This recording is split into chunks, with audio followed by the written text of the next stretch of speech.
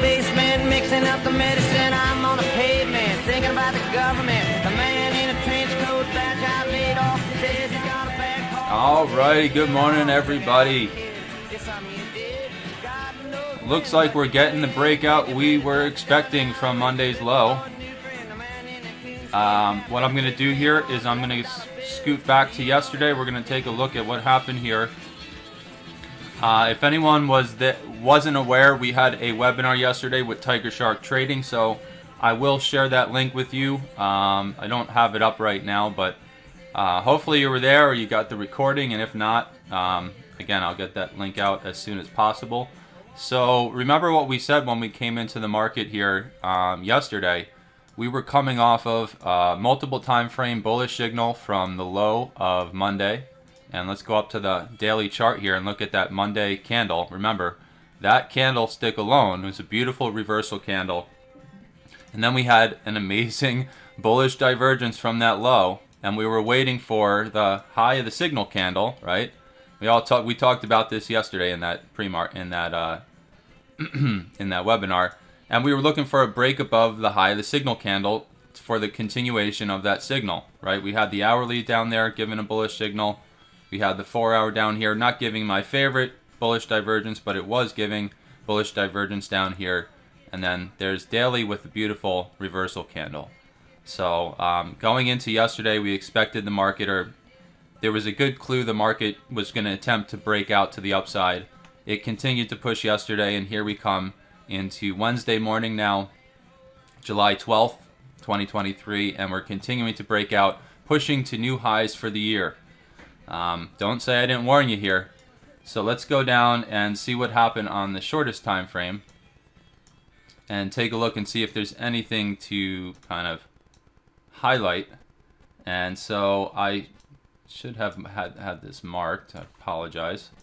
Let's bring over this guy to the 11th. Bring it up. So we were expecting, again, the bulls to potentially break out to the upside, given that signal. The market opened, bounced one tick in front of the 200, and continued to get rejections right off 50% of last week, which was not a great clue. If we were bulls, right, and we were expecting the breakout, getting rejections from 50% of last week, well, not looking too good, especially with this little peek through, kind of faking people out and then taking it right back down. But that's what happened. So market came down, and getting short again off the back end of VWAP is another textbook trade we see happen over and over again. When you have a big sell-off, they pop up right back into it and fail. And we even had the 200 in confluence with it right there. And of course, what did they have to do? They had to peek through it by, well, how much was this?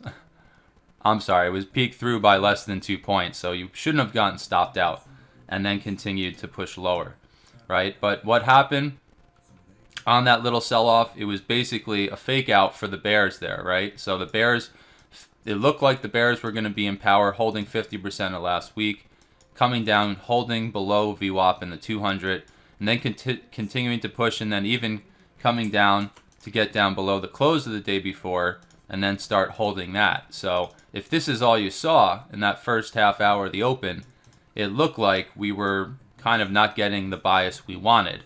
However, on the pullback, we had three major retracements below, or at least the most local retracements that we look at. And what happened? The market held, again, just a couple, I think it was a point in front, a point and a half in front, got a double bottom essentially, and then started to get back up above the VWAP and get through and hold the 200 to the upside. So at that point, it was kind of a clue that maybe we're going to get the reversal, right? We held right around 38%. The market got back through VWAP, held back above the 200, and started to create higher highs here and higher lows, at least in comparison to the beginning of the morning. Interestingly enough, it held 50% of the previous week continually here.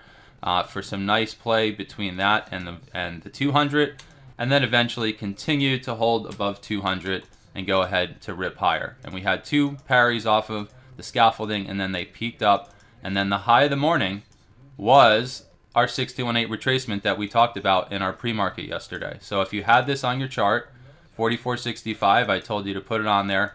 You would have had if you would have taken that as a short, and that's a big if, you would have caught the biggest rotation back down that morning.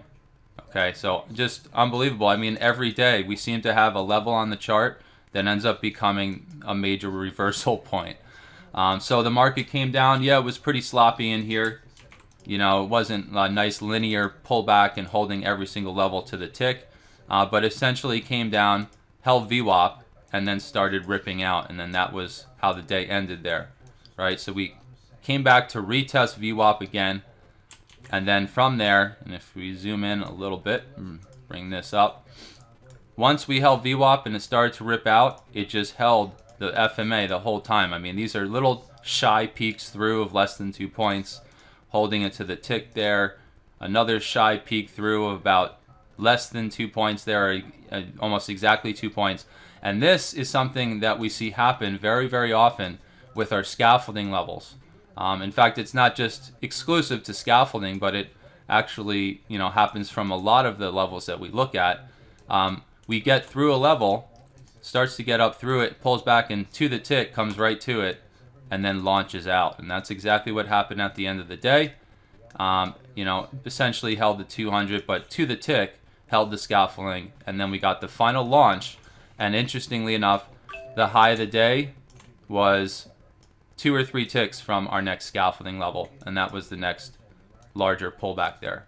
And then end of the day, nice little parry right off the 200 to attempt to pop again.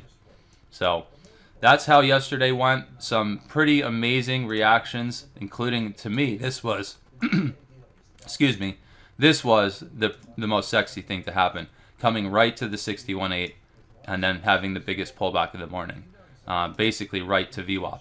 Okay, it popped 52.5, 2 ticks in front of VWAP there. Shucks, right? That's how it works. Sometimes they bounce a tick or two in front, a point in front, and what can you do? So that brings us into this morning, and CPI had a pretty strong effect here, right? So we continued holding above the 200 moving average in the overnight session here, holding above VWAP. In fact, what happened in the overnight session here is we got below VWAP, parried off of it almost with a bearish kind of clue there, and then came down, got a nice bullish divergence from that double bottom there, essentially double bottom. And now we're continuing to hold above the 200 and our FMA and continue to push. So that's where we've been all night if you were playing your FMA or even the VWAP here as a bull, because remember, we've been bulls ever since we made lows back on Monday. Then you could have captured this entire pop this morning. You could have bought VWAP or the FMA last night, and you would be up nearly 25-30 points now. So this is where we're at. Another pullback here, just shy of the 200 for a bounce within the last hour, and that was what, about a 1.5 point bounce in front. So hey, what can you do? So let's go up to our higher time frame.